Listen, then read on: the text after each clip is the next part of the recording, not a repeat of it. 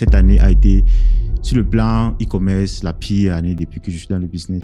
Il y a des moments où tu gagnes beaucoup, il y a des moments où tu gagnes peu.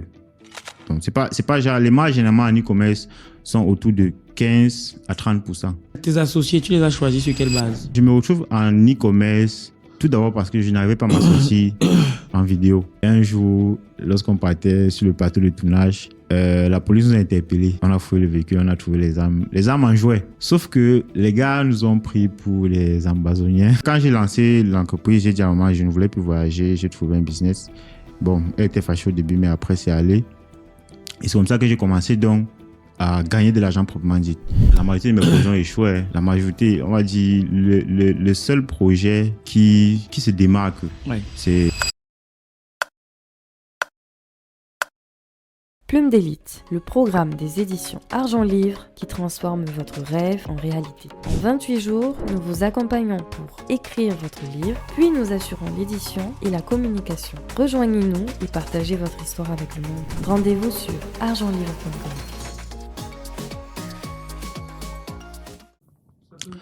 Moi, la majorité de mes projets ont échoué. La majorité, on va dire, le seul projet qui se démarque, ouais, c'est l'e-commerce, bien que dans l'e-commerce aussi, il y a tellement de moments de haut, tellement de moments de bas. Ouais. C'est un secteur d'activité qui est tellement fluctuant. Ce que beaucoup de personnes ne disent pas aussi, on peut facilement faire un dashboard de 200 millions, comme je l'ai d'ailleurs fait l'année passée. Au terme de l'année, j'avais un dashboard de 200 millions. Mais en termes de chiffre de bénéfices réels, j'étais à moins de 10 millions. Waouh. Oui. Non. Oui. Bah, tu es une passoire, du coup. Avec non, les charges pas forcément. énormes. Pas forcément. Bon, oui, c'est vrai aussi que j'avais beaucoup de charges. Une chose que j'ai complètement réduit une bonne quantité l'année qui suivait, c'est-à-dire cette année. J'ai changé de local, j'ai diminué les employés. J'ai aussi réduit le nombre de locales parce qu'on avait 4 locales. Ouais. Parce qu'on avait aussi une entreprise de livraison. Ah oui, ils avaient beaucoup. Voilà, beaucoup la logistique, c'est tout un business encore. La logistique. Et c'est aussi une erreur que j'ai commise. C'est pour ça quand Thierry m'a dit, voilà, non, moi j'ai capté ce qu'il voulait dire. Voilà, c'est une erreur tu as voulu trop contrôler les choses. Voilà. Ça aurait été mieux de déléguer. Et ça m'a donné un gros coup de pied. Vraiment, le prix à payer était vraiment énorme. Ouais. Énorme. Jusqu'aujourd'hui, c'est l'une des décisions, selon moi, c'est la pire décision que j'ai prise depuis que j'entreprends. Ah ouais, hein? Oui, depuis que j'entreprends. J'ai voulu externaliser la partie logistique. Enfin, j'ai voulu résoudre le problème en créant une entreprise de logistique. Ah ouais. Vu qu'au départ, j'avais un livreur, 2 livreurs qui géraient le truc. Maintenant, j'ai dit, bon, il faut qu'on essaie de faire ça de façon professionnelle. On va créer une entreprise qui va non seulement livrer nos produits, mais aussi livrer pour les autres. C'est comme ça qu'on a payé les motos, on a pris les locaux, on a recruté les gars. Et au début, bon, ça allait un peu, mais après, ça allait en cacahuète. Comment ça? Qu'est-ce qui s'est passé? Les vols, les livreurs qui fuient avec l'argent. Ils fuient avec l'argent, quoi. Donc, quand ils partent déposer la commande, ils prennent l'argent et reviennent. Oui, vu qu'en Afrique, on fait du cash on delivery. Oui. Voilà, le livreur, il part, il livre. Au terme de la journée, là, par exemple, livrer 100 000 ou 150 000. Et voilà, il disparaît, non seulement avec l'argent qu'il a livré, mais avec les produits. Le reste, c'est des produits qu'il est sorti avec. Et toi, tu as les partenaires, ils ne vont pas comprendre que tu as livré les produits et tu ne donnes pas, tu ne donnes pas l'argent. Tu es obligé de gérer ça. Et qu'en est-il de la moto alors quand il fuit? Bon, certains livreurs, le livreur qui avait fui, lui, il n'avait pas la moto de l'entreprise. D'accord. Parce qu'on donnait aussi la possibilité à certains qui avaient leur propre engin. Vu que l'une des difficultés qu'on a rencontrées au départ, c'était les autorisations pour pouvoir circuler dans la ville avec nos motos. Ah. Jusqu'aujourd'hui, on n'a pas pu avoir les autorisations. Ça, c'est l'une des frustrations sur le plan entrepreneurial que j'ai eu au Cameroun qui m'a vraiment fait le plus mal. Lorsqu'on achète d'abord les motos, non seulement pour avoir les papiers, la carte grise de la moto, c'était tout un parcours, un chemin de combattant. Oui. On dépose les dossiers, ça sort après des mois. Déjà, on donne les reçus, mais avec les reçus, on ne peut pas faire la démarche pour avoir les autorisations. Ils veulent la carte grise même. On se bat, on va dans les villes non congestionnées pour que la procédure aille un peu plus rapidement. On a les cartes grises après peut-être 3 à 4 mois. On revient maintenant ici sur Yaoundé. On entame la démarche avec les cartes grises pour avoir les autorisations pour circuler dans la ville. Ils nous disent que les cartes grises doivent être délivrées à Yaoundé pour pouvoir avoir les autorisations. Et c'est comme ça qu'on entame une fois de plus les démarches pour avoir les cartes grises à Yaoundé. Sauf que jusqu'aujourd'hui, les cartes grises ne sont pas sorties. Wow. On a fermé l'entreprise. On a fermé l'entreprise. On a déjà fermé l'entreprise. L'entreprise, on a eu tellement de difficultés. Et c'était quoi les plus grosses difficultés que vous avez rencontrées à tel point que vous fermez? Tu avais combien de livreurs? La plus grosse, j'avais une dizaine par agence. Ouais. Oui. Et bon, la majorité était en freelance, c'est-à-dire ce qu'ils gagnaient dépendait du nombre de courses qu'ils effectuaient. Mais est-ce que le cash rentrait vraiment? Oui, il y avait des transactions, il y avait le flux. Il y avait le flux, sauf qu'il y avait aussi tellement de problèmes qu'au terme de la journée, j'ai pris l'exemple avec l'employé qui a volé, oui. Voilà. Ça, c'est un exemple. Un autre exemple, c'est peut-être un stock, un produit qu'on ne retrouve pas au bureau. Quand c'est ton produit, tu peux facilement gérer, tu sais comment tu gères tes stocks, tu sais comment, même l'approvisionnement, tu peux facilement fermer les dessus. Mais quand c'est un partenaire, lui va te dire que ce produit, il coûte par exemple 10 000 francs. Vu que tu ne maîtrises même pas le produit en question, tu ne peux pas discuter. Donc, ce qui faisait que c'était tellement énergivore, ça me prenait beaucoup plus de temps que l'activité principale qui était le e-commerce proprement dit. Et ça me rapportait quasiment rien. Je ne peux pas dire que j'ai gagné 100 000 francs de cette entreprise. Non. En fait, je n'ai qu'injecté de l'argent. Wow. Je n'ai que injecté de l'argent. Vu qu'au départ, on a acheté les motos, ce sont les millions pour acheter les motos. On a pris les bureaux, ce sont les millions. Et au terme, c'est-à-dire lorsqu'on fait le solde, c'est négatif. En fait. Et on a fait 1 an. C'est vrai qu'en une année, une nouvelle entreprise ne peut pas être vraiment rentable. Une entreprise avec ce système de fonctionnement ne peut pas être rentable sous 1 an. Donc, ce qui fait qu'on a fermé. Et la plus grosse difficulté que j'ai eue, c'était ici, avec l'agence de Yaoundé. Donc, l'agence de Yaoundé était dans un espace partagé. Donc, c'était un appartement qui était occupé par mon frère et moi. Donc, c'est-à-dire, moi, j'avais une partie de l'appartement qui était dédiée à l'entreprise de livraison. Et puis, lui, il avait une autre partie qui était dédiée à son activité. Il est dentiste. Donc, il y a eu un problème avec la gestionnaire de Yaoundé et mon frère. Ça veut dire qu'ils ne s'entendaient pas trop. Ouais. Du coup, il y avait toujours des petits couacs entre eux. Et moi, j'étais en mode déjà, gars, c'est vous qui êtes à Yaoundé, gérez ça là-bas. Moi, vous êtes des grands. Quand il y a des trucs comme ça, essayez de gérer. Moi, quand on me met au courant sur certaines difficultés comme ça là, et c'est très souvent des trucs banals, hein. Déjà, on est noir fort les toilettes, on n'entretient pas bien les toilettes, c'est ça, les bruits, vu qu'il y avait aussi un flux de coursiers important, voilà. Moi, j'ai essayé de vous accorder et trouver un compromis parce que moi, je peux pas être à doigt là et je vous impose une façon de fonctionner là-bas. Oui, non, c'est clair. Voilà. Et ça s'est dégradé. Avec le temps, ça s'est dégradé. Jusqu'à ce qu'un jour, mon frère dit que cet appartement, il a loué avec son frère. Donc, il ne reconnaît pas la fille.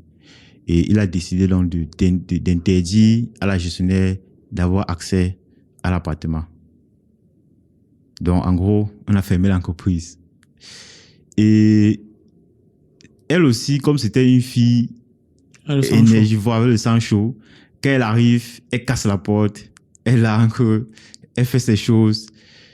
Jusqu'à un jour, mon frère a pris les choses, il a mis des, certains quoi, il a libéré une chambre quoi, vu que c'était un appartement, il a libéré une chambre où on mettait les produits, il a mis dehors, il a dit vraiment portez vos choses, vous partez, vous me dérangez déjà trop.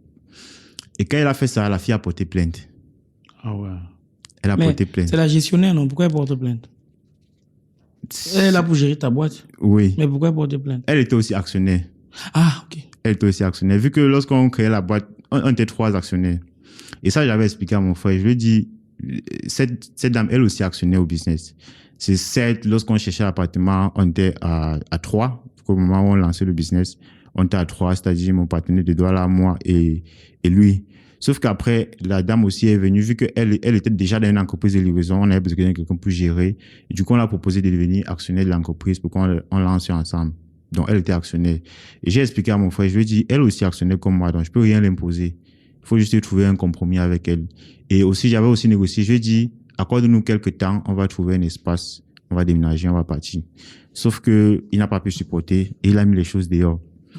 Et la dame, maintenant, elle a porté plainte.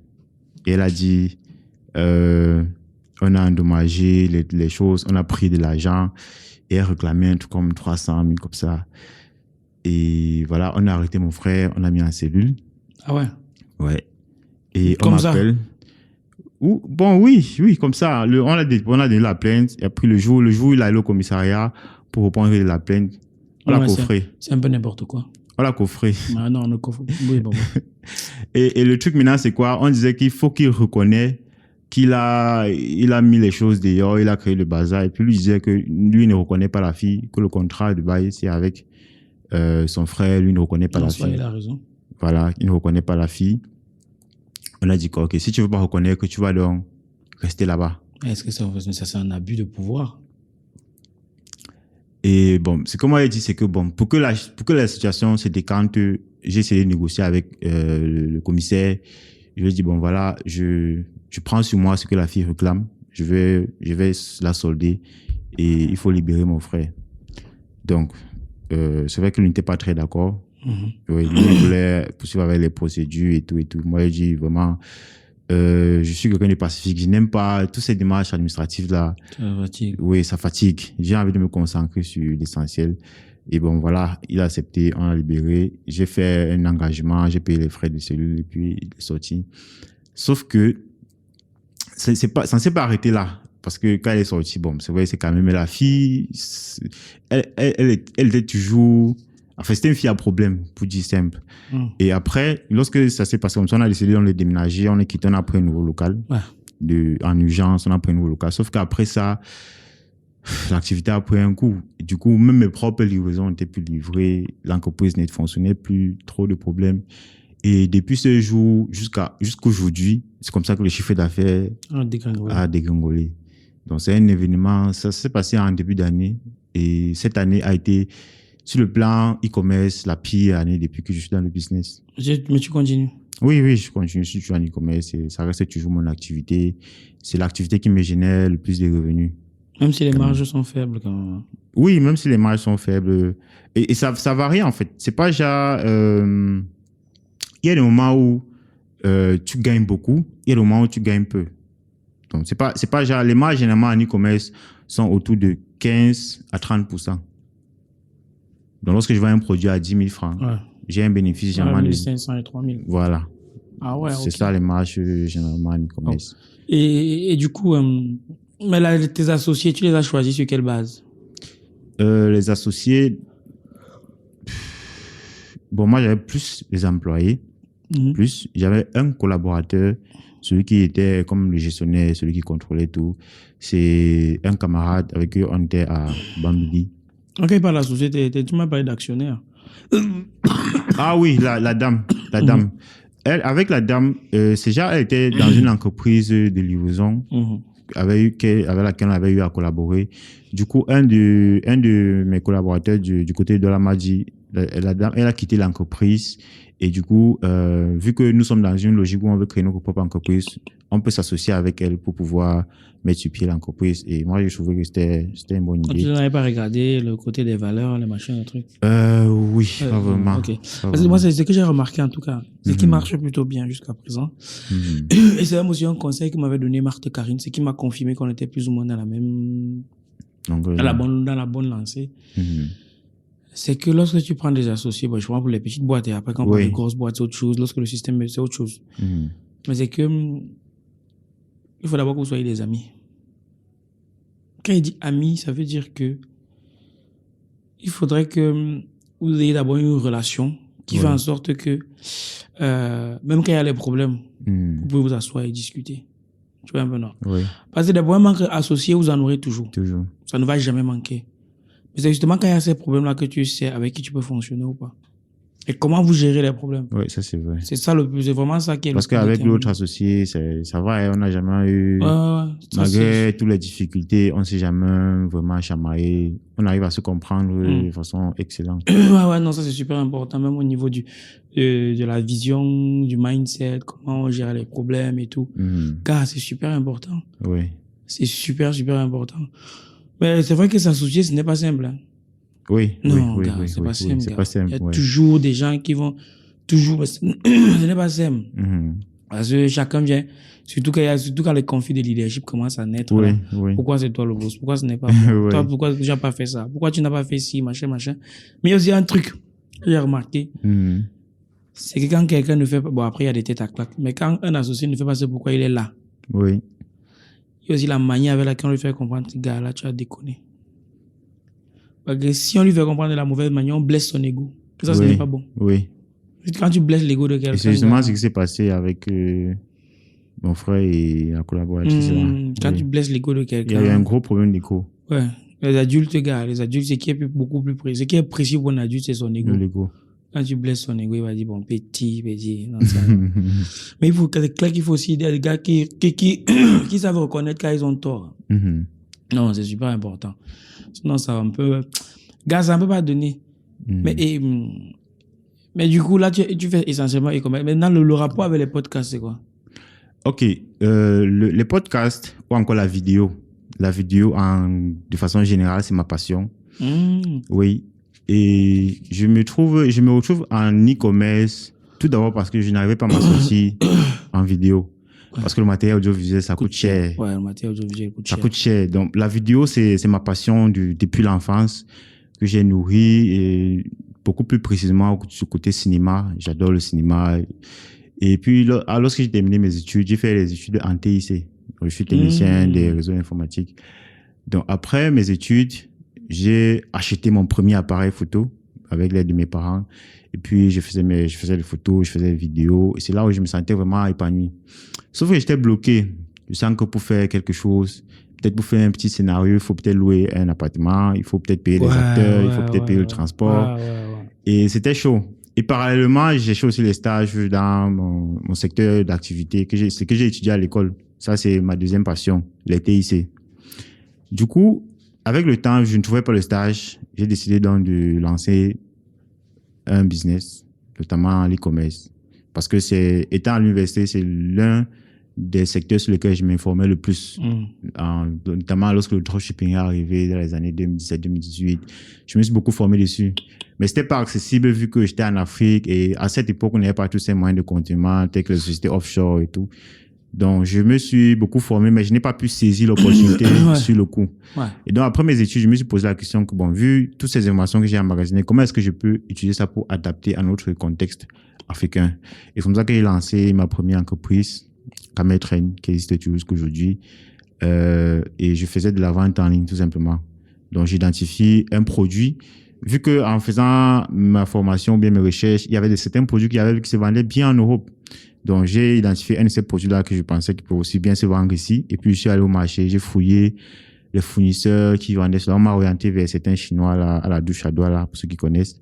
Et je suis arrivé là-bas, j'ai vu le produit. Et du coup, j'ai lancé mes campagnes publicitaires. Et le premier jour que j'ai lancé la campagne, j'ai fait 2 ventes de 10 000 francs chacun. Ça faisait 20 000 de chiffre d'affaires avec un budget publicitaire de $5. Et j'étais tellement content.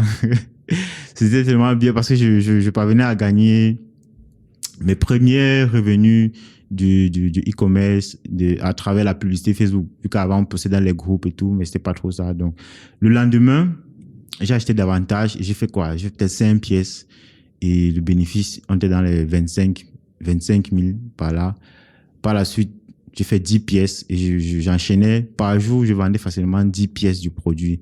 Ce qui fait que je quittais on va dire, pratiquement 0 de chiffre d'affaires à 50 000 par jour en un court laps de temps. Et ce qui m'avait poussé à lancer ce business, c'est parce que ma maman m'avait dit, depuis que tu as Douala, ça fait 1 an que tu as Douala, tu ne fous rien, tu dis que tu fais des vidéos. J'avais créé une chaîne YouTube où on faisait des vidéos, on mettait là-bas. Mais ça ne portait pas vraiment. La chaîne YouTube m'a rapporté à ce jour, je pense, un truc de 20 €. Oui, 20 €. Après 1 an de travail, on avait 20 € comme solde. Elle dit, depuis que tu as Douala, ça ne fonctionne pas. Moi, je veux que tu quittes Douala. Et on a fait les papiers pour que j'aille à Dubaï. Parce qu'elle avait eu... Ah, tu étais à Dubaï, hein? Elle avait eu un tuyau pour Dubaï.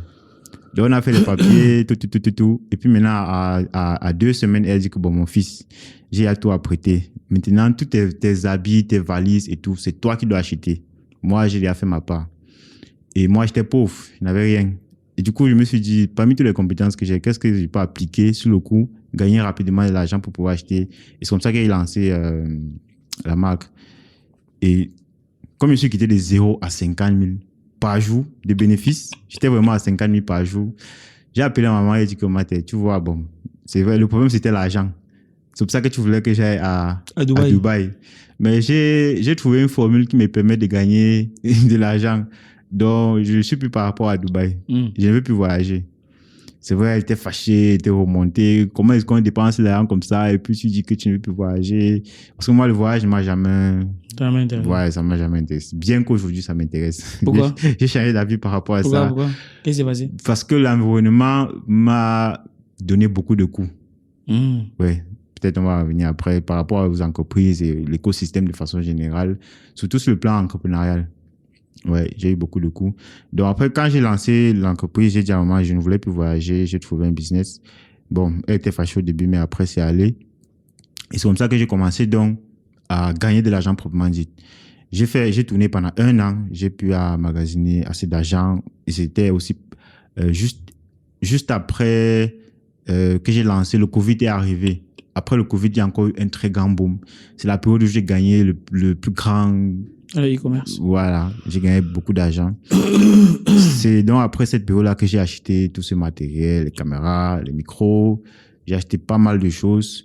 Et puis j'ai dit, bon, j'ai quand même aujourd'hui pas mal d'argent. Je pense que je peux revenir un peu à ma passion initiale, la vidéo. Ouais.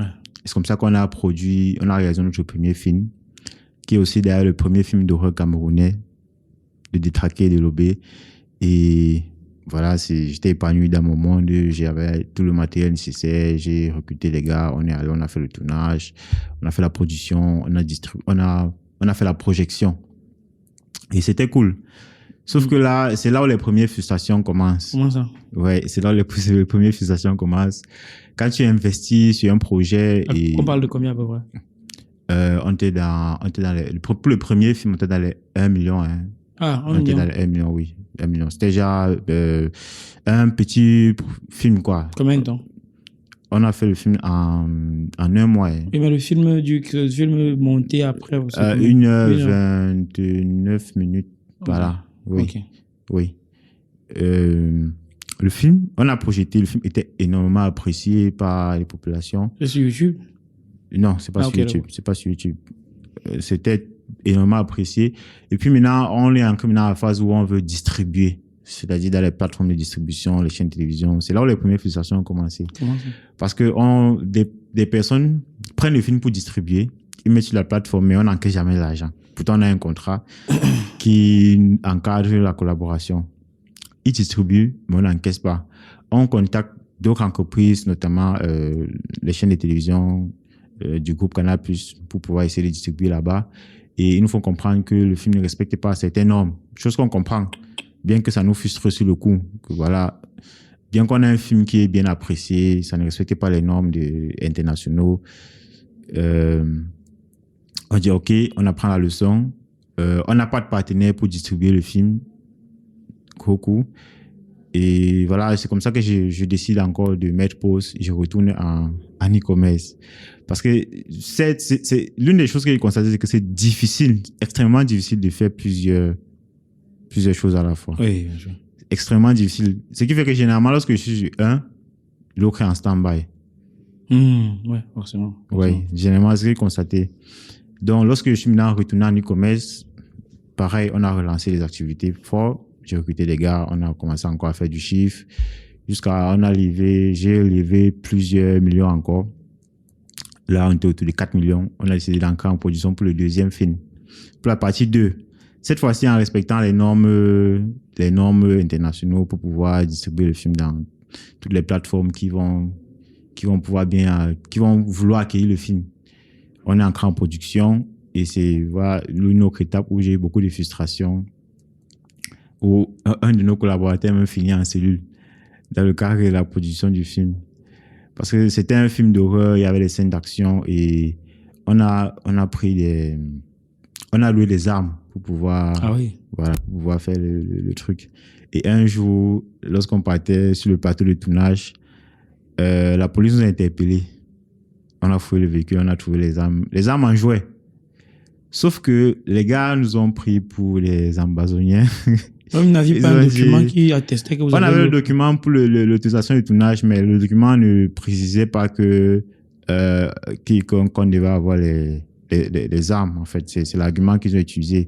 Et c'est comme ça qu'on nous a embarqués.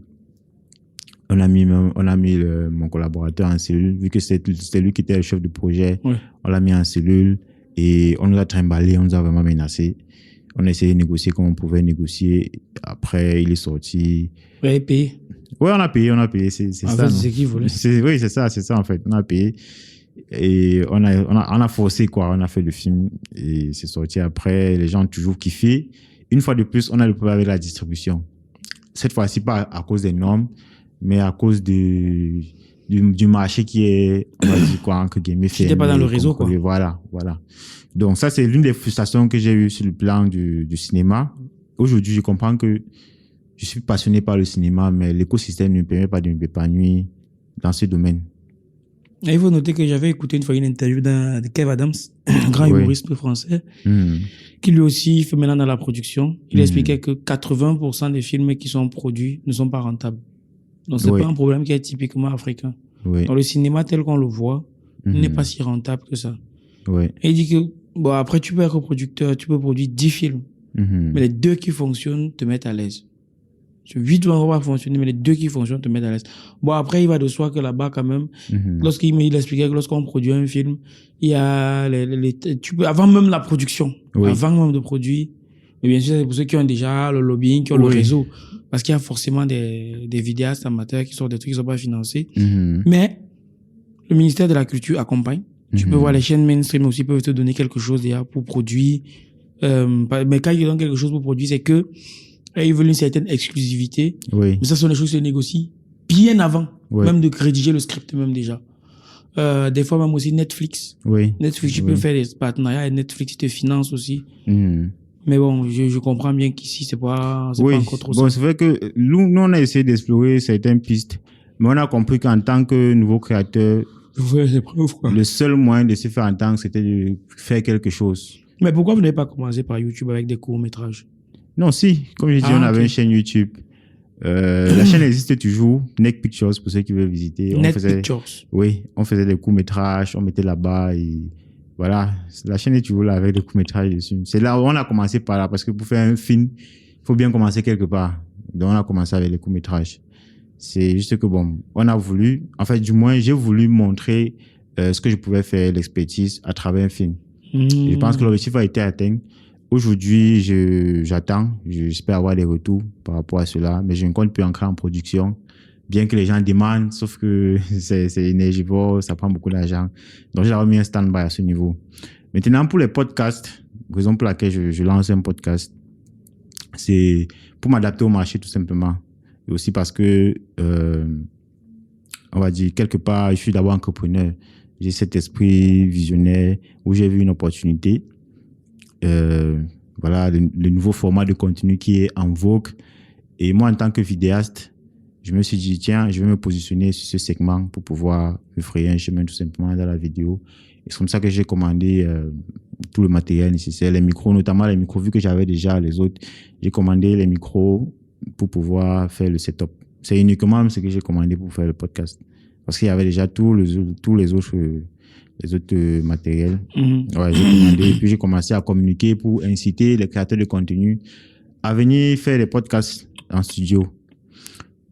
Sauf que, c'est vrai, au début, il y avait une certaine vibe, il y avait certaines personnes qui me contactaient pour prendre des informations, mais très peu de personnes qui passent à l'action.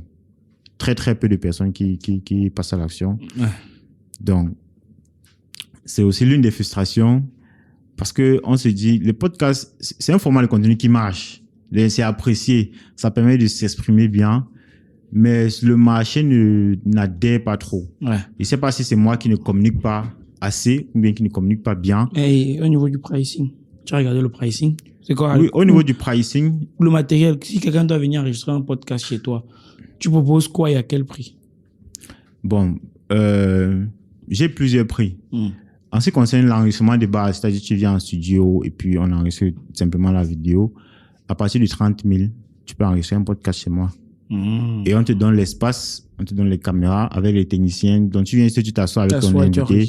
Tu enregistres, on te donne les rushs. Ouais. Tu peux te barrer avec le montage. Maintenant, si tu veux, avec le montage vidéo, on est sur minimum 50 000. Tu as un enregistrement podcast avec le montage vidéo. Et moi, ces coûts, ce ne sont pas des coûts qui sont exorbitants. Selon moi, c'est pour l'impact qu'un podcast peut avoir, 50 000 pour avoir un podcast. C'est pas énorme, à moins que je me trompe. Donc, je sais pas pourquoi l'écosystème n'adhère pas. Et ça, c'est aussi l'une de mes échecs. Comme je disais tout à l'heure, j'ai fait beaucoup d'échecs. Et aujourd'hui, moi, je pense que le studio podcast est un échec vu que le marché n'adhère pas. Raison pour laquelle j'envisage fermer si les choses ne bougent pas d'ici peu. Parce qu'un entrepreneur doit savoir rebondir très rapidement aussi. Donc, mais la question aussi à se poser, c'est tu as mené quoi comme action? Parce que peut-être le marché, tu sais, dans tout produit, dans tout service, dans tout produit, il y a ce qu'on appelle, comme tu es un précurseur, ça veut dire que il faut sensibiliser. Tu es précurseur. Donc les gens peut-être ne comprennent pas encore ce que c'est. Oui. Donc il faut sensibiliser les gars sur les biens fondés du podcast. La sensibilisation peut passer par... C'est plus facile à dire qu'à faire. Je suis d'accord. Je suis totalement d'accord avec ça. Ça peut passer par le fait que tu vois un producteur de contenu, ben, tu l'invites, tu lui dis, viens enregistrer, il goûte. Une fois, 2 fois, 3 fois. Après, bon, s'il sent que ça prend, tu peux lui proposer un truc. Bon, ok, voici le forfait. Peut-être au début, c'est même peut-être même pas pour gagner. Oui. Ça sera juste pour les charges. Oui, tu vois. Mais ça dépend toujours de la vision. Bon, c'est un truc que j'ai essayé. Par exemple, dans mes forfaits, pour les premiers enregistrements, je donne une grosse réduction de pratiquement 45%. Hein. Ça veut dire pour un nouveau client, je donne la possibilité de bénéficier des coûts que je viens d'énoncer à une réduction de 45%. Et très souvent, le taux de turnover est très bas. Ça veut dire qu'ils viennent, ils enregistrent, mais après, ils ne reviennent plus. Ouais. Peut-être parce que les gars, non. Bon, c'est clair qu'il y a aussi un problème de vision, hein, parce que j'ai envie de te dire que même en Europe, c'est relativement cher d'enregistrer dans un studio de podcast. Même en Europe. Maintenant, après le pouvoir d'achat, en Europe aussi, on est habitué à une certaine qualité de contenu qui fait en sorte que les gars disent que bon, tu as des trucs de plus en plus qualitatifs. Oui. En plus, c'est que sur YouTube, quand même, il y a le retour sur investissement. Oui. Tout ça. Bon, en fait, toi qui produis un contenu moins qualitatif, tu te sens obligé de te mettre à jour. Ce qui fait que, là, moi, je dis en tout cas, en Europe, les podcasts sont de très beaux jours. Et même en Afrique. Oui. Juste qu'il faut du temps. Ça, c'est un truc dans tous les cas, ce que je compte faire, c'est pas complètement d'arrêter. C'est juste le studio. Vu que le studio a des charges qui vont avec. Voilà. Donc, ce que je compte faire, c'est continuer à faire des podcasts, mais plus en studio. Je vais tout simplement fermer le studio. Et puis, si quelqu'un veut bénéficier tu loues un espace. Voilà, on loue un espace et on paye le prix qui va avec. Oui, non, c'est clair. C'est clair. C'est une question de vision. Ce que tu dis, je le comprends parfaitement parce que nous-mêmes, si on investit de l'argent, c'est parce que c'est la vision qui accompagne. Et surtout qu'on a eu quelques petits résultats. On s'est dit, tiens. Et après, quand on a vu la vision, ce qu'on peut faire avec, ces gens ne s'en rendent pas compte, mais avoir un média fort, c'est quelque chose de trop puissant. Plume d'élite, le programme des éditions Argent Livre qui transforme votre rêve en réalité. En 28 jours, nous vous accompagnons pour écrire votre livre, puis nous assurons l'édition et la communication. Rejoignez-nous et partagez votre histoire avec le monde. Rendez-vous sur argentlivre.com. C'est tellement puissant. Mais le problème maintenant, c'est que pour construire un média fort, ça demande beaucoup d'énergie au début, beaucoup d'investissement. Mais quand ton média prend, les gens sont prêts à payer des sommes folles. Les entrepreneurs sont prêts à payer. Les entrepreneurs qui ont les moyens sont prêts à payer des sommes énormes. Parfois même pas les entrepreneurs, juste pour exister, pour faire passer un message. Parce que l'action de communication, c'est une action qui coûte très cher. Et les gens sont prêts à payer très cher pour exister dès lors que ils sentent que tu peux leur permettre d'atteindre leurs résultats. Moi, ce qui m'a inspiré, c'est en regardant ce que Alain Foucault a fait. Et quand j'ai vu ce qu'il fait, les personnes qu'il a sur son plateau, forcément, sont des personnes qui payent cher. Mais maintenant, la question, c'est que est-ce que tu peux te mettre à leur niveau? Ouais. Tu vois un peu, non? Justement. Est-ce que toi, tu peux te mettre... Eh bien, un média, tu es trop dangereux lorsque tu as un média. Oui, ça c'est vrai. Lorsque tu as l'information, tu es trop dangereux. Tu parles à distiller à une grande population. Mais oui, tu es trop dangereux lorsque tu as l'information. Maintenant, c'est ça le challenge de construire un média qui aura de la voix. Parce que quand tu as un média, tu peux tout vendre. Oui. Tu peux tout vendre. Parce que c'est quoi? Qu'est-ce qu'il faut? Il faut que les gens te fassent confiance. Il faut que tu aies un produit à leur proposer. Quand tu payes la publicité sur machin, c'est quoi? Tu payes la visibilité. Ouais. Sur Facebook, sur machin, c'est la visibilité que tu payes. Donc, imaginons que tu as investi dans ton branding, dans ta marque, sur ton média, à tel point que c'est ton média en soi pour la visibilité. Par rapport à ça, j'ai une question. Est-ce qu'il serait, si on reste dans l'optique de construire un média, est-ce qu'il serait idéal de construire le média autour de sa personne, c'est-à-dire le personal branding, ou encore un média mainstream? Non, l'idéal, c'est de construire un média qui ne tourne pas autour de sa personne, parce que ça te rend prisonnier de ton média. Si tu n'es pas là, tout s'arrête. Ouais. L'idéal, c'est que le média puisse, tout ce qu'un média, que ce soit pas toi, qu'on voit tout le temps, c'est ça l'idéal. Malheureusement, pour trouver que les gens, parce que si tu dis que tu fais un média où ce n'est pas toi qui es en avant, ça veut dire qu'il faut que tu trouves des gens qui vont animer, il faut qu'ils aient tous la même ligne éditoriale. Ouais. Il faut qu'ils respectent certaines règles pour que le média puisse tourner. Et il faut aussi les organiser, il faut un programme, il faut une régularité. Et ça, c'est très difficile. Très compliqué. Surtout lorsque tu ne payes pas les gens, comme il se doit. Ouais. C'est très difficile à faire. Parce que ça veut dire qu'il faut les prendre, il faut les former, il faut s'assurer qu'ils ont préparé chaque interview. Et bon, leur travail, ça peut ne pas être des interviews. Il faut s'assurer qu'ils ont préparé chaque sujet. Maintenant, il faut contrôler tout ça. Et c'est très énergivore. Donc, lorsqu'on a passé les moyens là, qu'est-ce qu'on fait? Gars, tu fais d'abord toi-même. Après, quand tu auras les moyens, tu pourras recruter une personne, 2 personnes, 3 personnes, 4 personnes, et ainsi de suite. Et puis, des fois même, les gens, quand tu as beaucoup travaillé, et que les gens voient déjà les résultats, ils sentent qu'eux-mêmes, même s'ils passent gratuitement, ils peuvent gagner quelque chose. Oui. Là, les gens peuvent venir se plier. Mais tu ne peux pas dire que tu vas prendre les gens qui vont venir travailler pour rien. Oui. Alors que toi-même, tu n'as encore rien fait. Tu vois un peu le truc, non? Oui. Voilà.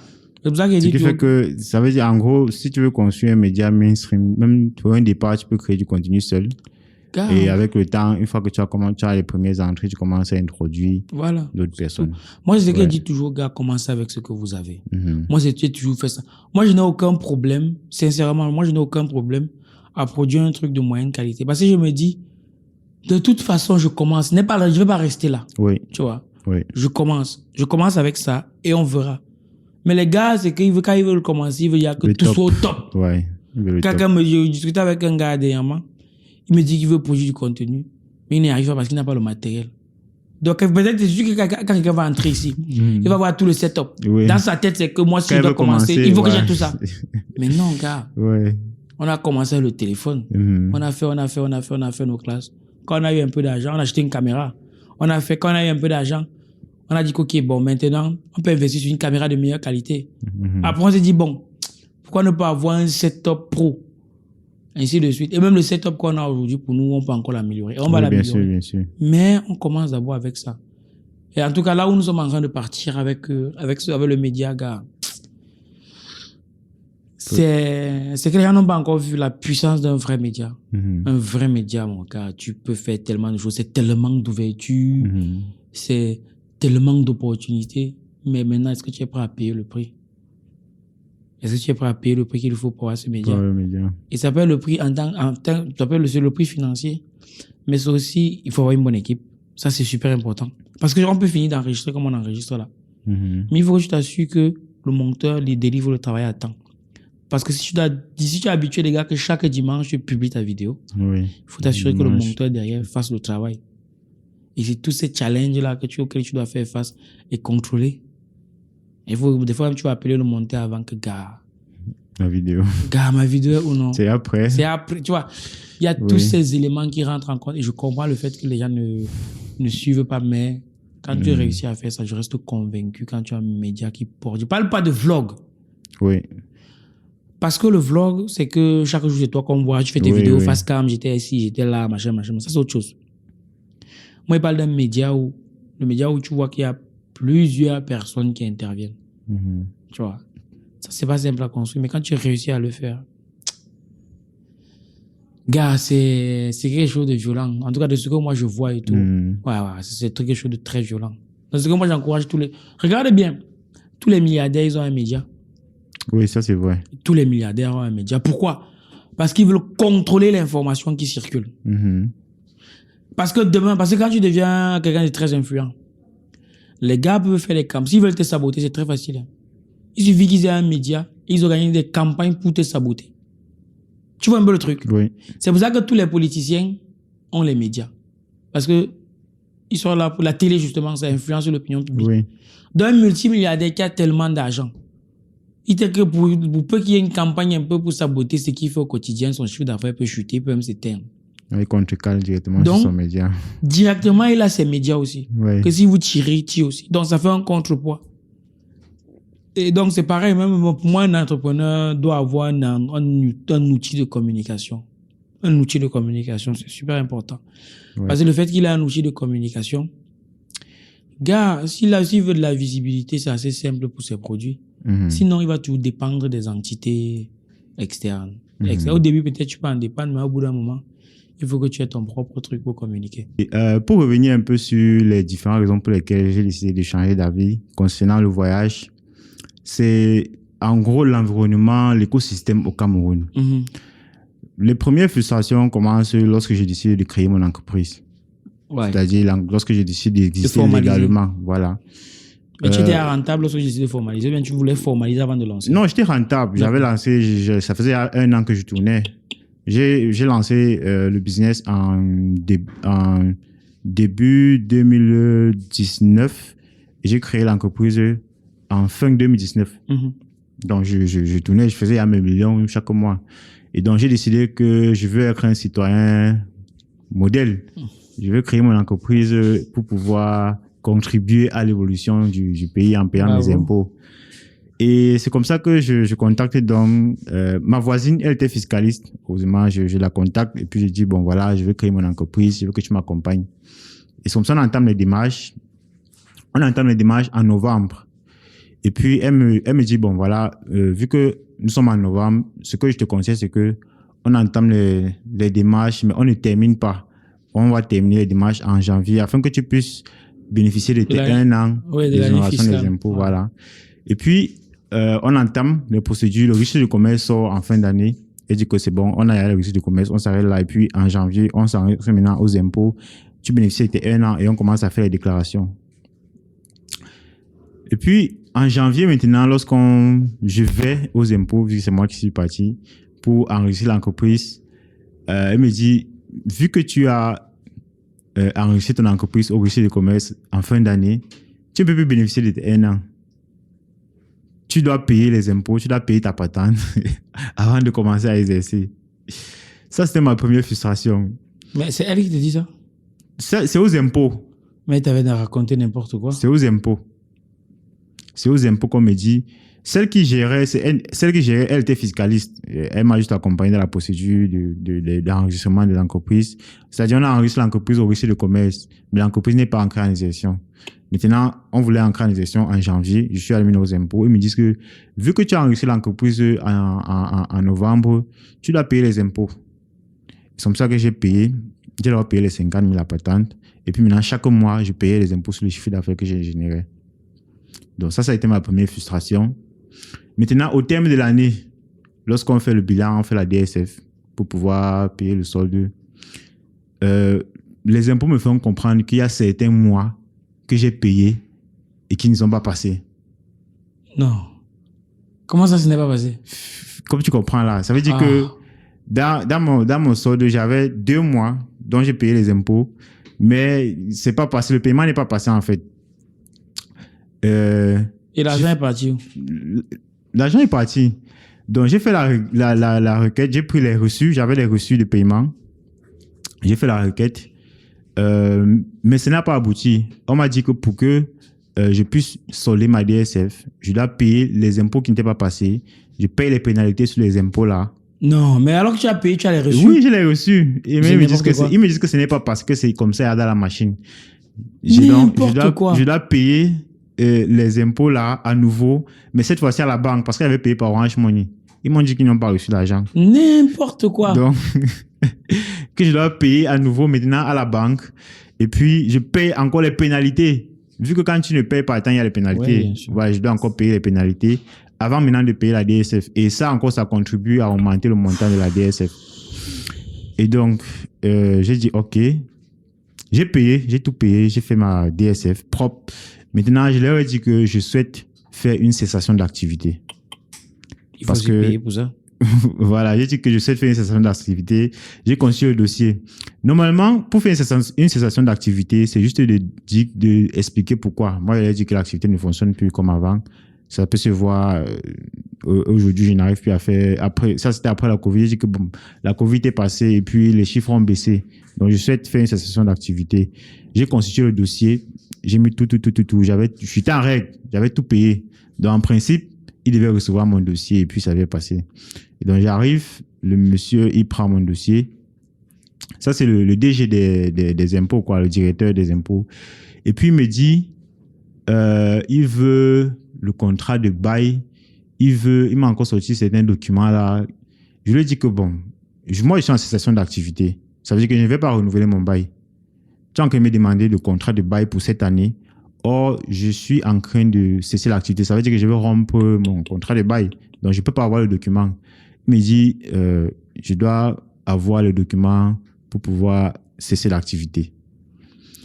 Et après, il m'envoie chez une dame, toujours là-bas aux impôts. La dame, quand j'arrive chez la dame maintenant, la dame me dit qu'il faut que je donne le whisky. Un truc dans ces ans, elle dit que non. Pour cesser l'activité. Oui. Oh là là là là là. Elle me dit qu'il faut que je donne le whisky. Mais tu es en train de finir, tu n'as pas l'argent. Je n'ai pas l'argent, on me demande le whisky. C'est n'importe quoi. Pour qu'on décharge en fait, pour qu'on m'autorise à cesser l'activité. C'est comme ça, il dit que non, je n'ai pas l'argent, je n'ai pas le whisky. Et je n'ai pas pu cesser l'activité. Ah, mais c'est dégueulasse. Je n'ai pas pu cesser. C'est comme ça que j'ai laissé en fait. J'ai dit que bon, ça va. J'ai fait tous les démarches possibles, mais ça ne fonctionne pas. J'ai donc arrêté tout simplement. Je suis rentré en clandestin. C'est-à-dire, oui, mais là, on t'oblige. Parce que justement, voilà. On dit souvent que les gens restent dans l'informel. C'est à cause de ça. Oui. C'est comme ça que je suis donc rentré avec mon ancien fonctionnement. Vu que je n'avais pas de problème avant, je fonctionnais, moi, je suis en e-commerce. J'ai pas besoin d'avoir des documents pour pouvoir avoir. Je suis rentré dans mon ancien mode de fonctionnement et je recontinue à fonctionner normalement. Donc ça, c'était la première frustration vraiment. J'ai compris que c'est difficile en fait. Tout le monde est contre toi. Quand je suis arrivé, il voulait même me sceller en plus. Il dit que non, je dois payer, il doit venir au terrain.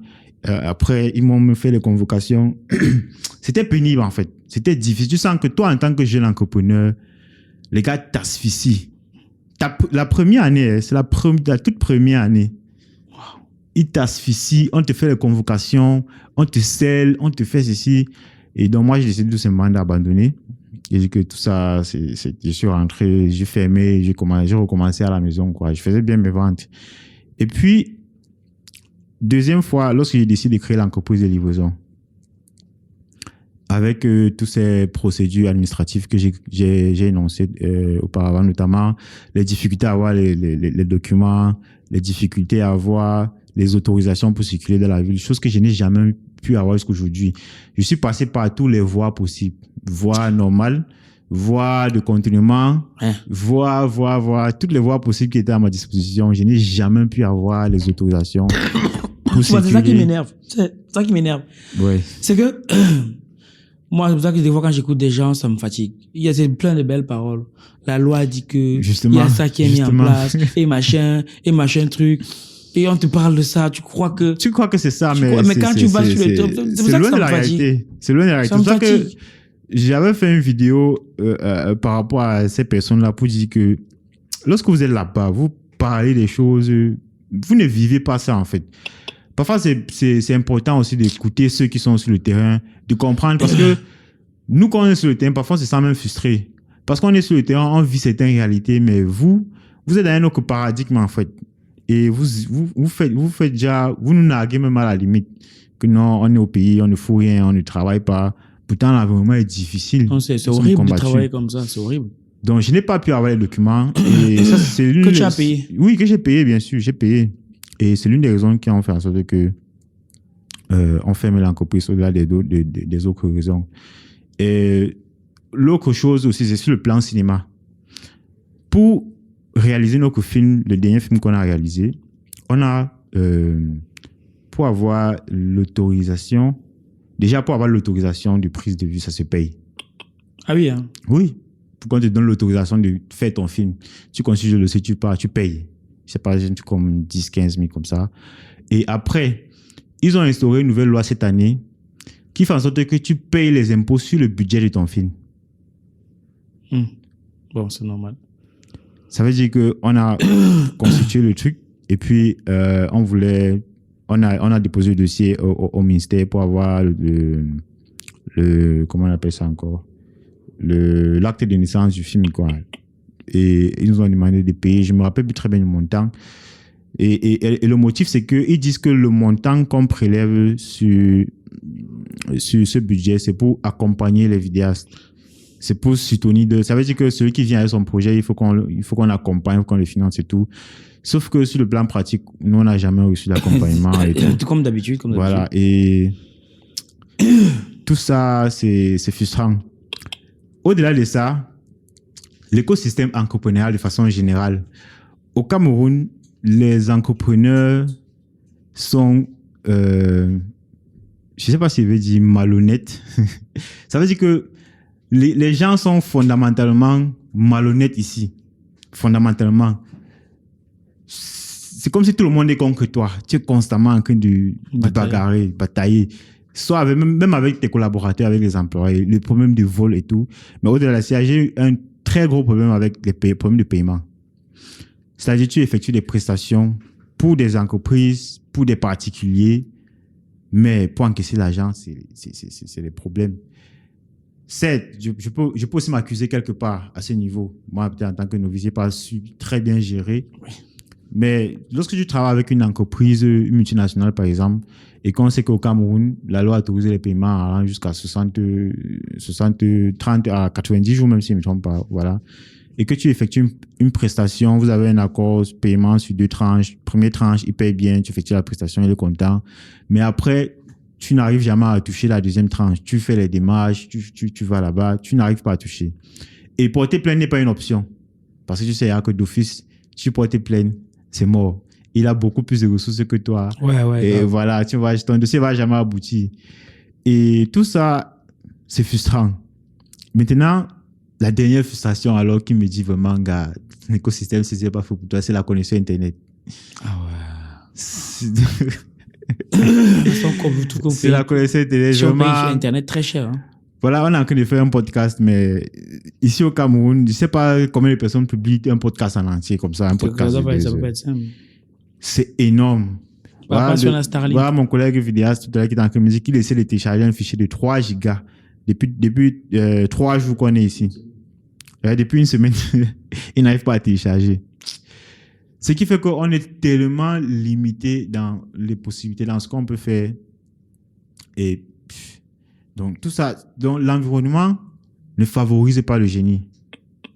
C'est justement ce que je disais dernièrement au cours du podcast avec Madame Poignet. Oui. Que c'est dur. On dit que les jeunes ne se battent pas, mais c'est pas vrai. Oui, les jeunes. Moi, je l'ai vécu en direct. C'est compliqué. Moi, je suis dans une imprimerie et le gars est en train de bosser. Il bosse, il ne commande pas, il bosse. Oui. Et on coupe la lumière. Il dit, voilà. Qu'est-ce qu'il fait? C'est ça, en fait. Donc, l'écosystème est compliqué. Au-delà maintenant de l'insécurité, l'environnement qui est difficile, les policiers qui ne sont pas compréhensifs. Tu as une CNI parce que tu as date à espérer peut-être d'un jour. On te menace, on te torture. Ah ouais? Ouais. C'est compliqué, gars. C'est compliqué. Pour avoir les documents, la mairie qui est dans la ville, qui est comme des braqueurs. Un pays où quand tu vois la police, tu as tendance à fuir. Mais c'est que Thierry m'a expliqué ça hier. Que voilà. Il s'est fait braquer. Et c'est pas comme s'il allait. En fait, il sait que si demain il a un autre problème, il ne peut pas appeler la police. Il peut pas appeler la police. Tu te rends compte? Ouais. Quand tu marches en route, ça veut dire quand tu vois la police, ton cœur bat plus que quand tu vois un inconnu. Waouh. Oui. Et je te demande, qu'est-ce qu'il va encore me demander? Oui. Ton cœur bat plus que quand tu vois un inconnu. Moi, il y a une psychose que j'ai à Douala. Parce que à Douala, je roule bien avec ma moto. J'aime bien rouler à ma moto. Moi, aujourd'hui, j'ai tous mes papiers. Mais à chaque fois que je rencontre quelqu'un inchoisible en route, mon cœur bat. Wow. Parce que ces gars m'ont déjà montré de toutes les couleurs. Donc, ils sortent toujours des motifs. Déjà, la façon qu'on t'interpelle, c'est comme si tu étais un bandit. Tu es en train de rouler, tu vois seulement quelqu'un sort devant toi comme ça, là. Directement, là, il a enlevé le contact de la clé et il dit présenter les papiers de la moto. Ce qui fait qu'il y a une certaine brutalité qui fait en sorte que parfois même quand tu es en règle, quand tu as tout, tu te dis que qu'est-ce que ces gars vont encore inventer? Ils trouvent toujours un truc. Ils trouvent toujours un truc pour pouvoir... C'est compliqué. Dernièrement, je voyageais pour l'Ouest. On avait tous les documents. On arrive au contrôle, on nous contrôle et puis le monsieur dit que il faut quand même laisser quelque chose. Laisse quand même, dépose tes 500. Tu pars. C'est le contrôle. Faut déposer la bière de ton grand frère. Donc, ça fait que l'écosystème, c'est compliqué. Quand tu vis dans un écosystème, c'est difficile de vraiment s'épanouir. Et c'est la raison pour laquelle moi, aujourd'hui, je dis voyager serait une option qui va me permettre de mieux exprimer mon génie. Ouais, c'est frustrant. C'est pour ça que beaucoup de gens voyagent. Ouais. C'est très frustrant d'avoir un truc et de ne pas pouvoir l'exprimer parce qu'il y a des choses bêtes comme ça. Ouais. Moi, j'ai eu plus ou moins le même problème. Le même problème, entre guillemets. Je ne vais pas comparer parce que ce que j'ai vécu, c'est rien comparé à ce que j'ai vécu. Là, c'était en 2022, lorsque j'arrive au Cameroun pour la week-end de l'écrivain. J'arrive à Douala. Je fais la ligne Douala-Yaoundé. Et cette fois, j'étais à ma fiancée. Et donc, à un moment donné, il y a le contrôle des policiers. Oui. Moi, j'ai le passeport. Oui. Ma copine aussi a son passeport. Normalement, on a les documents. Oui, bien sûr. Donc, ils nous interpellent. On s'arrête. Et ils demandent les papiers. Donc, on sort les papiers. Ils testent Covid. Oui. Test Covid dans mon téléphone, je lui dis voilà le test Covid. Mais non, le test Covid, machin, truc, il faut le voir la version papier. Je lui dis, mais chef, moi, je viens de descendre de l'avion. Moi, je vais imprimer ça comment? Moi, je ne sais pas comment on fait. Moi, j'ai descendu l'avion, j'ai chopé le premier train, le premier car, moi, je suis venu. Moi, j'ai encore parti sur Yaoundé. Il dit, bon, attendez d'abord. Il a mon passeport, il a le passeport de ma copine. Ma copine est dépassée. Parce que ce sont des choses qui n'existent pas au Burkina Faso. Ouais. Et elle, son premier contact avec le Cameroun, donc elle est dégoûtée. Dégoûtée. Elle ne comprend pas ce qui se passe. Ouais. Il dit, laisse, c'est le Cameroun, attends. Donc le gars, à un moment donné, les gens sont en train de rentrer, de retourner dans le car. Et moi, il dit, chef, nous, on a des choses à faire à Yaoundé. Donnez-nous nos papiers, on s'en va. Je sens que le gars veut retenir. Je lui dis, mais chef, le test, vous l'avez. Il est OK. Donnez-moi mon passeport. Vous voulez quoi? Donnez-moi mon passeport et pas, vous avez mes documents, vous les avez. Le gars ne veut pas, il ne veut pas. Après, ça m'a énervé. Il dit, chef, donnez-moi mes papiers, je pars. Je ne sais pas ce que pourquoi vous nous dérangez. C'est limite si j'ai... Il ne voulait pas nous donner nos papiers. Oui. C'est limite, j'ai seulement arraché mon truc, je suis parti. Mais j'ai dit, mais quand même. Mais à côté de ça, j'ai aussi été interpellé des fois dans la nuit, où j'ai donné mon passeport. Il y a des policiers qui ont regardé, ils ont dit, OK, vous pouvez passer. Oui. Bon, ça, c'est rare quand même. Et je trouve que c'est horrible. Vivre ça au quotidien. Ça fait il y a une certaine psychose. Si tu vois un homme en tenue, et moi ça m'arrive très souvent, hein, je suis en train de rouler. Quand je vois tout le monde là, j'ai pas de problème. Mais dès que je vois un homme en tenue, ou bien ces gars en choisi, mon cœur bat d'abord. Voilà. Boum. Et puis, des fois même pour les éviter, je change de voix, voilà. Et même quand il y a un problème, tu ne peux pas aller te plaindre. Parce qu'ils vont te servir à rien. Au contraire, ils vont te prendre de l'argent. Voilà. Et ils ne vont même pas faire le travail. C'est vraiment dommage. Moi, je trouve que c'est regrettable. Donc, c'est tous ces différents éléments-là qui suivent. Vraiment, au-delà de tout ça, sur le plan entrepreneurial, toutes ces difficultés, car c'est compliqué. Moi, je ne sais pas. Peut-être qu'il faut resensibiliser les hommes en tenue sur leur travail. Ou même peut-être même qu'il y en a qui veulent bien faire leur travail, mais... Parce qu'imagine un homme en tenue qui sort. Il veut faire son travail. Ouais. Imagine que la hiérarchie lui dit que mon petit... En revenant là, il faut que tu... Non, mais c'est comme ça, non? C'est comme ça que c'est au pays. Ah, ben voilà. Non, c'est comme ça. C'est pas comme si quand il sort, quand il raquette là, c'est pour lui. Non, il a les objectifs. Il sait que quand il doit rentrer, le commissaire doit avoir sa part, ainsi de suite. C'est une chaîne, en fait. Ah oui, c'est une chaîne. Même ces gars qui raquettent les motos à Douala, celui qui sort, il a un quota qui doit atteindre. On te dit que bon, toi, tu dois amener 10 motos ici aujourd'hui. Débrouille-toi comme tu peux. Tu dois nous amener 10 motos ici. Wow. Maintenant, lui, quand il atteint son quota de 10 motos, il peut maintenant racketter encore d'autres personnes. Et c'est comme ça. Et du coup, l'écosystème fait en sorte que si toi, tu veux respecter, si tu veux dire que tu vas être normal, respecter les règles, c'est que tu ne peux même pas t'en sortir dans l'écosystème. Ouais. Tu vas être rapidement écarté, très rapidement. Donc, c'est un peu comme, je sais pas, un peu comme un Ben Skinner à Douala qui dit qu'il ne va pas violer de feu. Ah ouais. Hein. Car si tu es motoman, tu roules à Douala, tu dis que même les taxis vont klaxonner, que mon ami, tu fais quoi là? Avance. C'est compliqué. On va t'insulter chaque jour. C'est quoi? Tu fais quoi? Avance. Qui là-bas? Tu nous bloques pourquoi? Donc l'écosystème est fait comme ça. Et du coup, pour que ça change, il faudra vraiment. Il faut du temps et une grosse. Voilà, il faudra. Moi, je pense que c'est possible. C'est possible. Mais il doit avoir un certain leadership. C'est ça. Vraiment puissant. C'est ça. Il faut un leadership puissant. Une dictature qui ne dit pas son nom. Une dictature qui ne dit pas son nom. Il faut un gros leadership. Ça, je suis d'accord. Comme Thierry Namen a dit, c'est là, si tu voles, on te coupe le doigt. Des règles comme ça. Si on applique des règles comme ça, je pense que les choses vont se mettre en place progressivement. Parce qu'il y a l'impunité au Cameroun, littéralement. Hein, c'est celui qui a l'argent qui fait la loi, et c'est ça le problème aussi. Il y a l'impunité. Quand tu vois, par exemple, l'affaire de Longuet, est-ce qu'aujourd'hui, on a fait quoi? On a ouvert une enquête. Oui, mais le gars, il dit, on ouvre l'enquête. C'est tout.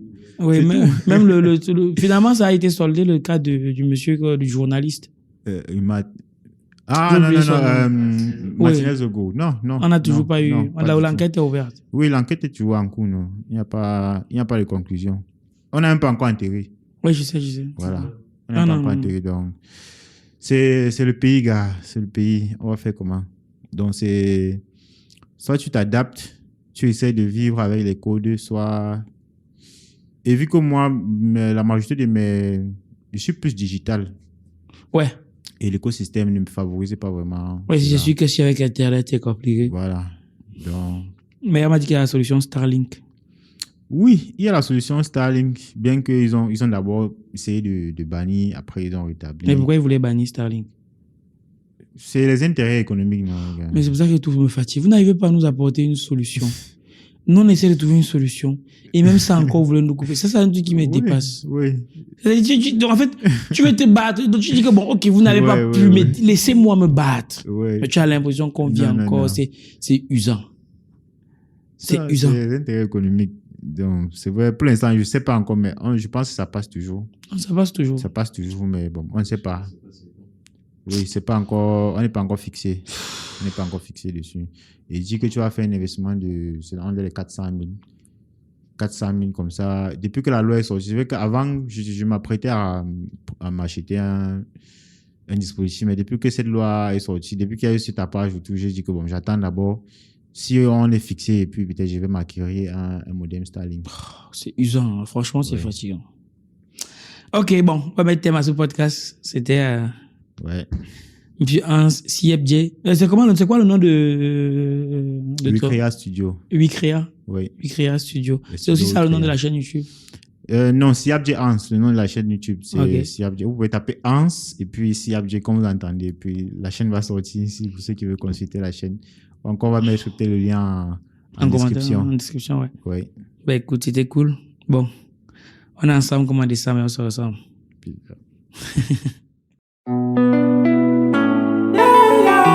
CRS Jeans, GBS Music. C'est encore moi, c'est encore la 3D. Les éditions Argent Livre. Immortel. Les éditions Argent Livre. Et si je pouvais changer l'histoire, mon expérience j'allais la partager. Car beaucoup d'humains se trompent par faute de recueil pour s'inspirer. Quand on parle de grandir, c'est pas question de l'âge ou de physique. On parle de vision, on parle de rêve. Des livres pour forger le mindset. Argent livre. Concrétisez vos rêves en changeant de vie. C'est l'unité de mesure de la réussite. Couchez ton histoire sous forme de livre. Édition à l'appel, place à argent livre. Et à ceux qui écrivent et ceux qui lisent. Ceux qui écrivent pour changer de vie. Et à ceux qui lisent et ceux qui écrivent. Ceux qui lisent pour changer de vie. Pour impacter, je suis immortel. Écrire pour impacter, je suis immortel. On veut changer l'histoire, laisser l'héritage. Écrire pour impacter, je suis immortel.